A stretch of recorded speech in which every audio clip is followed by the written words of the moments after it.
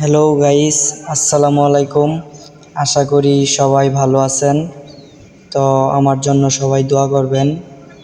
আমি একটা বিবিডিআই ইঞ্জিলের কাজ করতেছি, সবাই দেখবেন আর সবাই শিখবেন।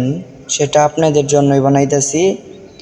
সেটা মনে করেন টেবিট কভার সিল পাল্টাবো আর হলো বাটারফ্লাই পাল্টাবো, ঠিক আছে। এইটা হলো টেবিট কভার, এইটা হলো ক্যাম ক্যাম আর হলো টাইমিং চেন, সেটি এটা হলো ক্যাম এটা হলো ক্যাম এটা হলো ক্যাম এটা হলো টেবিট কভার। এটা সিল গেছে গা, সিলটা আর কি পাল্টাবো আর কি। এইটা হলো গামটি পরিষ্কার করে দিলেই আর মনে করেন মোবিলটা পড়বে না, আর সিলটা পাল্টাই দিলেই হবে। আশা করা যায় সবাই বুঝতে পারতেছেন।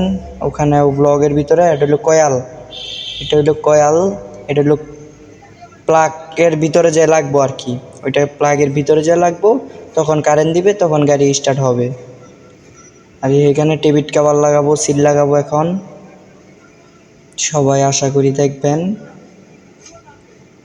এটা পরিষ্কার করে দিতেছি আর কি, না পরিষ্কার করলে তো আবার মোবিল পড়বে না, তার জন্য এটা হলো কয়াল